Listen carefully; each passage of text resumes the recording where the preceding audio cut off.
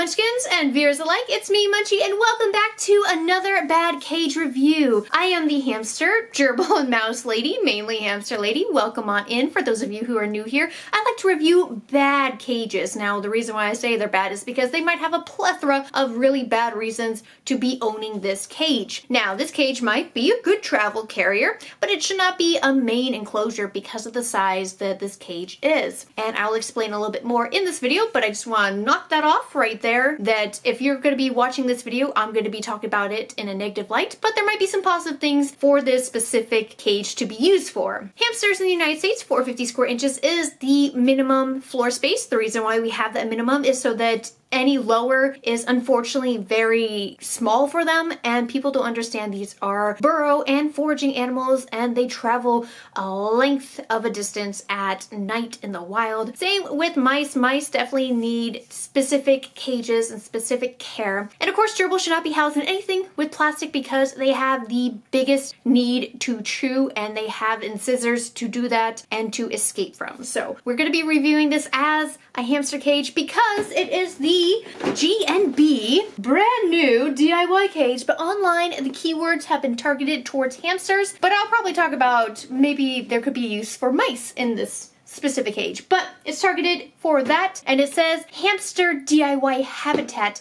as the official Amazon title. Now, I did not get this in blue. I got this in pink because pink was a lot cheaper, so I'm sorry those people out there that are like, why did you get it in this color? It's cheaper that way. But we're gonna see exactly how great this cage is. Now, you might be seeing two different pictures. You'll be seeing this picture here with nothing inside of it, and the picture that I saw on Amazon.com. Now, my impression was they included the tubes with this cage, but they might actually have it separate because on their website, if you keep scrolling down, it says add more tubes, click here, and I didn't see that, and I feel very guilty if we just got the cage and not the tubes, because honestly, that's kind of false advertising, which this cost me $55 right off the bat, which is pretty expensive. So let's just talk about this cage size here. Now, this cage is 252, which is under the 450 square inch minimum for hamsters in the United States. And so that's why it's not a really good cage. Now, trying to connect this cage with another cage, like I told you, $55. So if you're trying to get another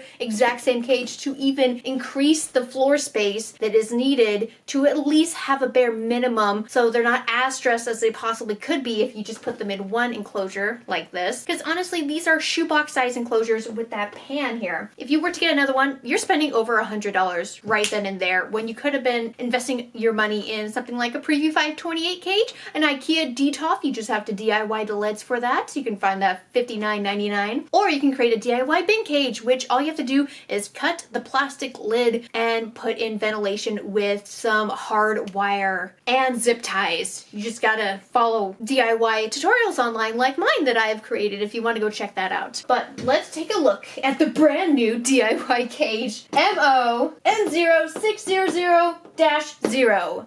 Let's begin. Hello and welcome to DIY crafting. So I took it out of the box, and the box, I actually saw that there was previously tape on it, and the tape actually was yellow, so I'm wondering if this was exposed to like prolonged periods of time in the sun, or if this was resealed, put in a warehouse for who knows how long, and then repackaged and sold to me. It was previously open, but for what you guys said to me for the Oxbow cage, reason why there might be tape on it is because they had to take it out because this might be a package, for instance, from overseas, where a lot of these brands that you see, probably GNB, is located in China, the Philippines, but they get their shipments sent to maybe a United States warehouse, and that warehouse, say for instance like Amazon, then resells them, but they have to get it inspected first before they enter in the country, and that's probably why the package was open previously. So thank you guys for letting me know that, because in that video I wasn't really thinking about that at all. I actually thought that we weren't gonna get any tubes.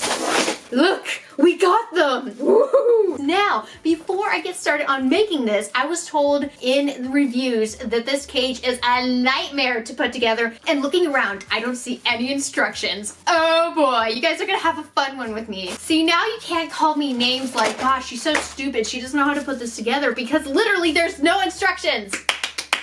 Alright, so it looks like some of these are rubber band together.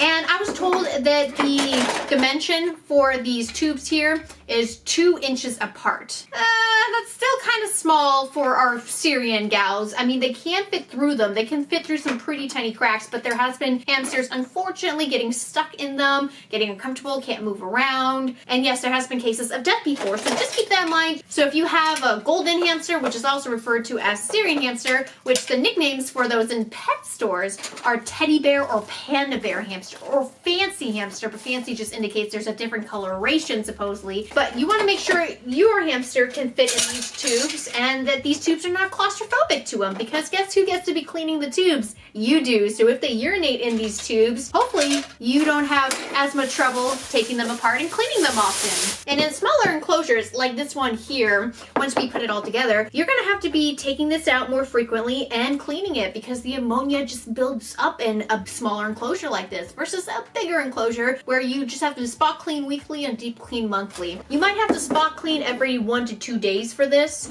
meaning just take out little sections of where they peed or pooped, and then deep clean weekly, meaning taking it all out. Is that going to be fun to you? Or do you maybe think that this might be fun to use once in a blue moon for maybe some enrichment outside of the cage time of their main enclosure? So again, this isn't gonna be big enough for your little one. So, oh goodness, let's just do the basics and start putting the wire on first. Oh goodness, okay. Oh, there's an interesting door here. Look at that door. Let's just close the door first. I don't want it flapping in my face. One of the wires is hooked on, as you can probably see me wiggling right there, but the bottom one right here is not latching on.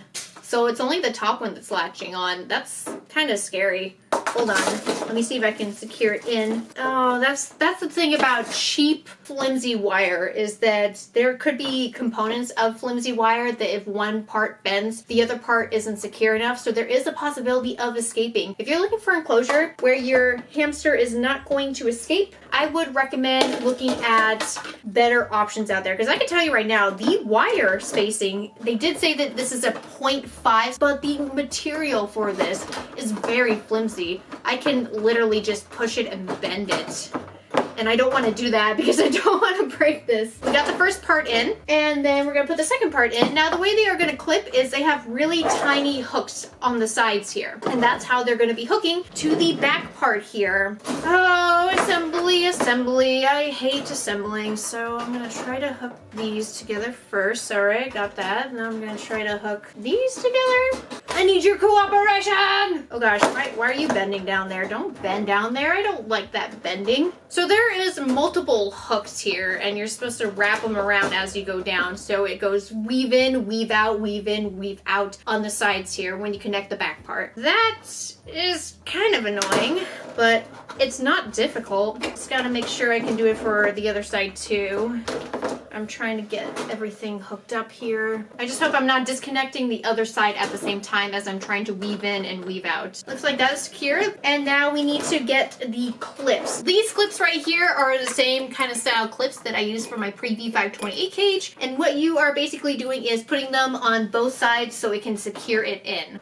So attach it to make it clip for this side, and then we have the rims here, and the rims look exactly like the Tiny Tails rims. I don't know how much better they are, but of course they are flimsy plastic ribs here. Be aware, if any hamster or mouse gets a hold of one section of this, they can actually chew the rim up. So keep that in mind. People have noted that their hamsters have escaped because they've chewed the rims and then pushed their way out once the rims no longer could hold a grip on the tunnels here. So I'm gonna put this in until it snaps. Hopefully I'm not... So when you go to put these in, it might be a little tricky. So try your best since they do bend. But I'm so close to the edge here that I am kind of pushing this, which is going to unlatch the work I previously did with the weaving in and out. So hopefully I don't have to do all this over again. And I probably could have done this first, but oh, nope, we got it. That's good. I'm just trying to be careful with the plastic here because I don't want to break it. There we go. Okay, now that those are in, I could completely block them off, but because we got all of these in here, along with the tubes that I have to put together, I say let's DIY it as much as we can. Here we go. Unfortunately, I have to just kind of take a look at this picture, the first picture here, and try to at least do the top part and then connect it inside, because The inside of this looks so complex and you can't really see anything. So we're gonna just, like I said, attempt to make the exact same thing if I possibly can. First, you got the daunting task of putting everything together and then putting a rim on it. Now, when you're putting these together, there is little, I want to call them needles right here. They will go into a hole on the other side. So make sure you're actually securely lining them up because it will hold its shape for the most part. But you want to make sure you're not lining up hole in hole and needle with needle because that will not work. But then again, I would hope you wouldn't get this enclosure unless used for something else. Like I said, I will keep repeating myself until my point is clear. I always get hurt! Why do I always get hurt?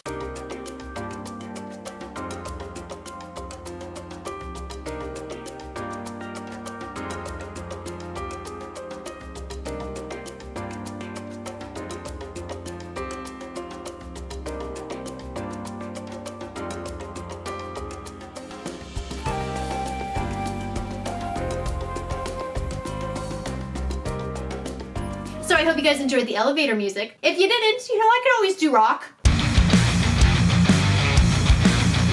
If not, oh well, my choice. So the last remaining tubes are going to be used for the cage rims itself that I've already put in place here. But these are the tubes that it came with. Now, honestly, looking at the photo of Amazon and looking at the amount of tubes I have on the table, it really doesn't seem like enough. But we have to now put all of these together.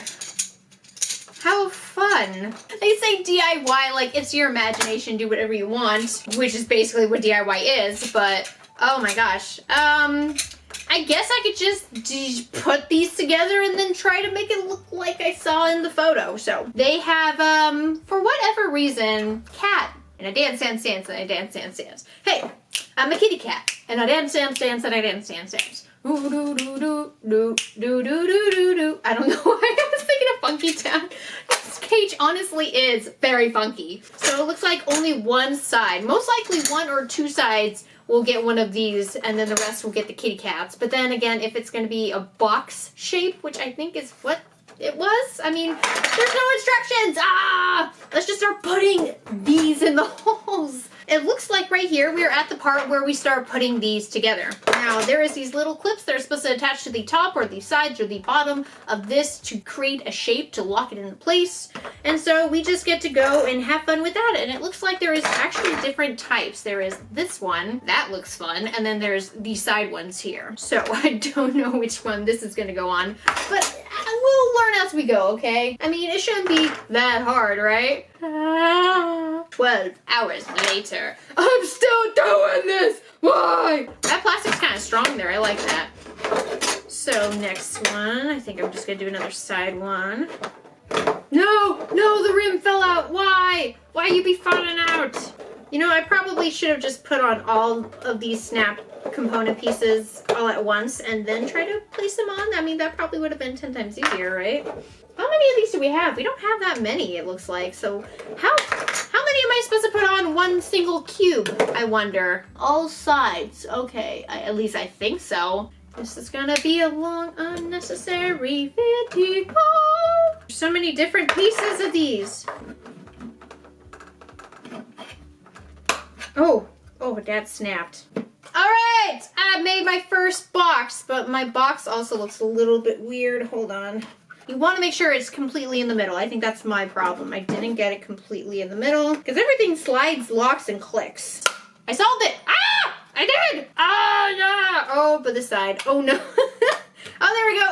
It clicks. Okay, so make sure everything lines up good and make sure it clicks in the middle here. Slide it in, click it, click it, click it, click it. It looks great. All right, let's start making more. Okay, so are they all clicked in the middle? No. Okay, so this is where everybody could probably go wrong. If it doesn't line up, then it looks like terrible. It just looks terrible. Pull it back out if I can. Oh, I can. Okay, good. And try to line it up in the middle. Ah! I strained my wrist.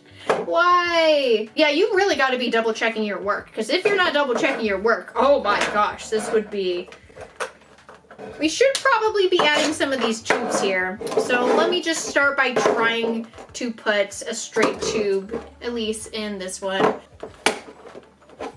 All right, that is looking a bit weird on this side, but I think I got it in. There we go. And I think I want to connect at least one more long tube. Actually, maybe a tube like this. Yeah, I'll connect one of these ones. Start connecting it upward, maybe? No, don't want it like that. So I do want to connect up. I also do want to connect one side up here. Oh, I think I discovered something I want to do. Yay, my brain. Look at my brain. Isn't this so much fun? It's not going to be fun to clean, though. Oh, my gosh. Good luck trying to take these all apart and then putting them back together again. You are not going to like it, I can tell you that. Oh, this is weird. I just discovered this. We got even smaller snap-ons. Okay. Is this... Which ones are these used for? I'm not seeing the tiny one. Oh, no. Yes, I am seeing the tiny ones. Okay, so it would stay on the acrylic part on top of the wire. So, I don't know if I'm going to be doing that, though. But they did include these in case I did want to do that. I think I'm at least done with that. Or maybe I should put that on the top. No, maybe I should put that part on the top. Oh my gosh, I don't know what I want to do. It's okay, guys. It's okay. We got this. Okay. I mean, technically, I don't even need these sides, so why am I here? What is the purpose? I don't know. Pop it back off. Pop it off. Oh my gosh, can I not get this one off now? Oh, there we go. Is it in the center? Okay, it looks like it's in the center. I think we're okay. Just gotta put a rim here. Do we have another rim? No. Shoot.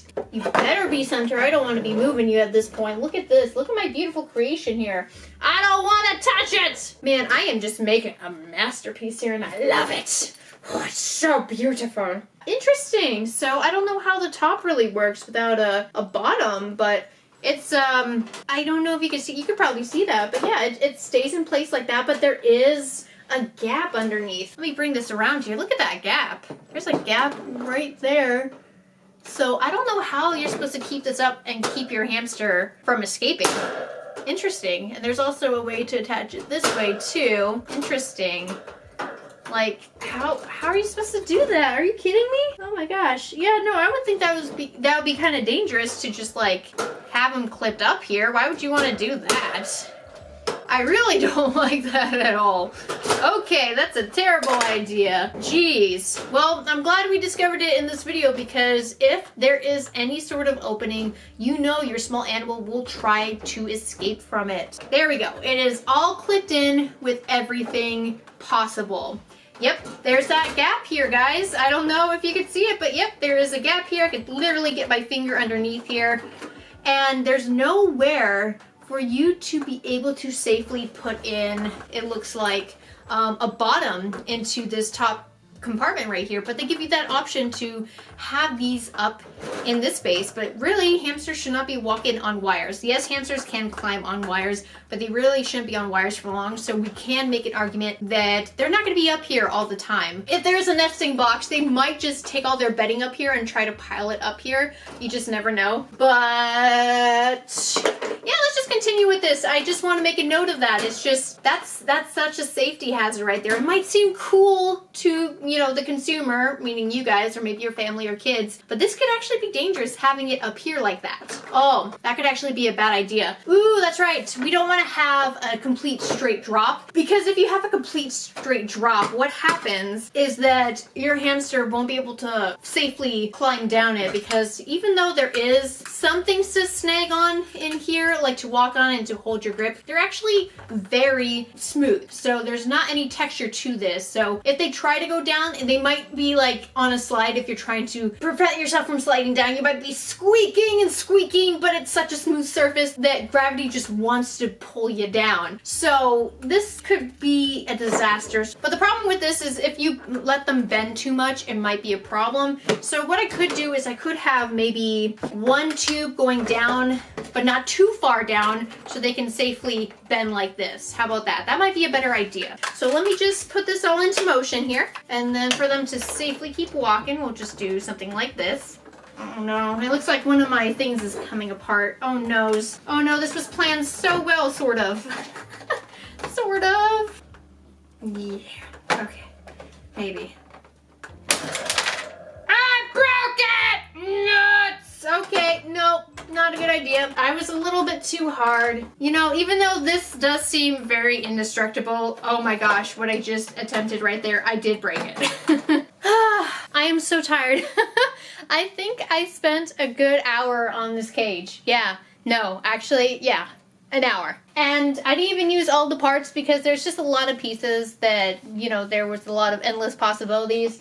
But the majority, I used almost all the tubes except for one. To create this design that you see before you here with one compartment, two compartments here. And this compartment down here is so small, I feel so bad. But this was just such a pain to put together. And then of course if you want to connect the tubes from the inside compartment to the outside compartment, you're gonna have to take the whole pan off. Now I made it difficult for myself, I didn't do that. Now if you see the pan depth here, it is very shallow. So the minimum recommendation for any sort of hamster enclosure is about 3 inches, but the recommended is about 5 to 6 inches. So if we measure this, let's see how much bedding you can actually pile in this. 2.5 inches, because at the 3-inch mark, which is actually at the very top here, you don't want to be adding bedding right up to the line because they could actually kick it out. So you want to do it 1/2 inch below the actual pan. So the pan does look to be about 3 1/4 inch, but it is definitely not going to be a good idea to be filling it up all the way at that 3 mark. And hamsters, they like to push their bedding off to the side. So you might see a hamster, say for instance Syrian, who will push their bedding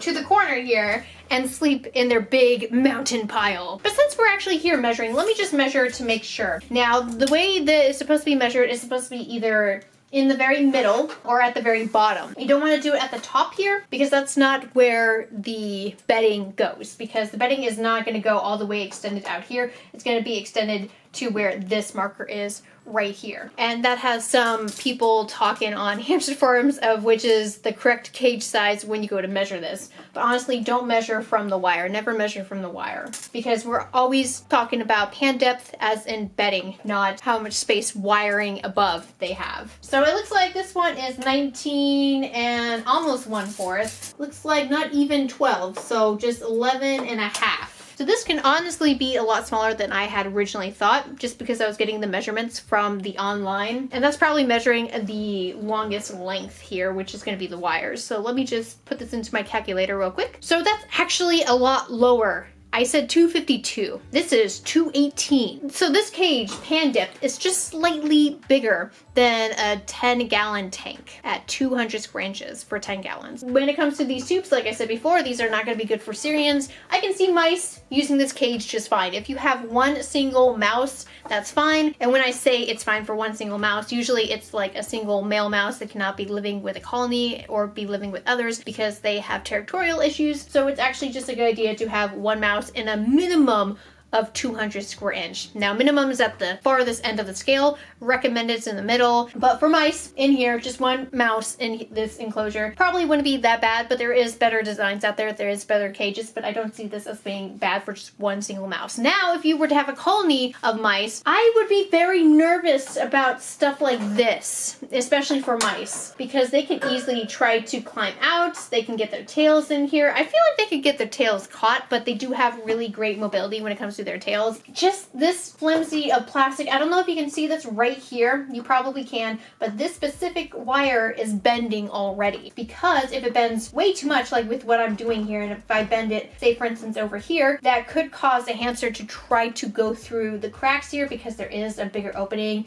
versus these bars right here. The materials are cheap because you should not be able to bend that like that, and I just bent it back into place. If you keep disassembling this cage and reassembling it, you are going to have problems with safety. I mean, already, I feel like this is a problem with safety. Honestly, this cage with the size, pan depth, even though the pan depth is somewhat around the minimum, it's not really.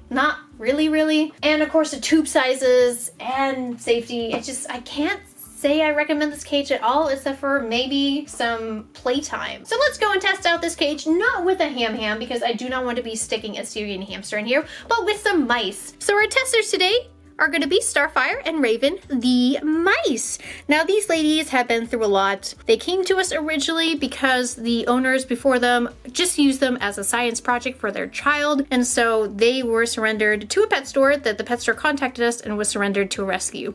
Now, as you can see here, poor little Raven here does have a hunchback. We have been giving her medicine, but unfortunately the prognosis for poor little Raven here is she most likely does have some form of organ failure, most likely heart failure, and she is just getting up there in age, so it's just going to be end of life care for her. So unfortunately, the entire time my little testers were inside of the enclosure, they did not want to use the tubes. So this whole cage is supposed to be tube themed because that's what it is. It's a DIY cage for your little companions to use. But my girls just did not want to use the tubes at all. One of them went in and immediately went back out, and they just didn't want to explore. And I think the reason why is because their enclosure was so close by and they could smell it and they wanted to go back to it. But they were exploring the pan, just not the tubes. So we are not going to today, at least, put a hamster inside of here because I'm running out of time. But you could try to put a Syrian hamster or a dwarf hamster in here, and you're probably going to get the same issues where they just don't want to go up those tubes, at least not right away, until they are forced to go and explore, especially if they are trying to forage for food. And unfortunately, a lot of the hamsters right now are sleeping, so I'm not going to just wake them up. But I hope you guys understand that Syrians should not be in an enclosure like this. Dwarf hamsters, you're probably going to have problems with them climbing up the tubes, but they can climb up tubes, but just always be cautious with how you design the tubes,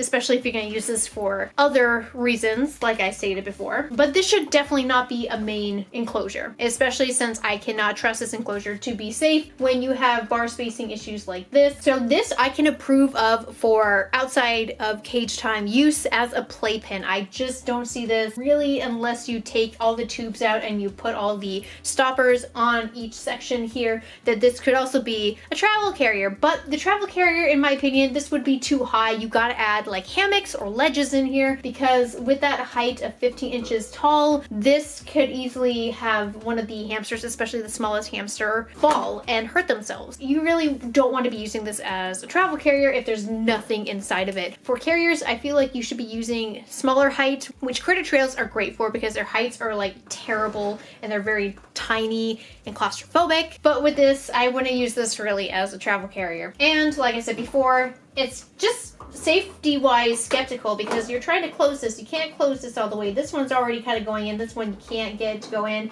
It's also a design flaw, and it could be a security issue because now, as you can see, that's tightly in there, but this is loose right here. But honestly, this is a bad cage with all the things that I've mentioned today: money, size, use, putting it together, cleaning it, have fun cleaning it. As you saw me building it, you're gonna also be disassembling it, cleaning it, and then reassembling it. But this might be just a fun project every once in a blue moon to add to like a playpen or maybe like a bathtub. So thank you everybody for watching today's video. Hit like if you enjoyed, comment down below with anything you'd like to say regarding what was said in the video, and subscribe if you're new here and would like to become a part of the Munchkin family. And I'll see you around in the next Bad Cage reviews. Bye bye!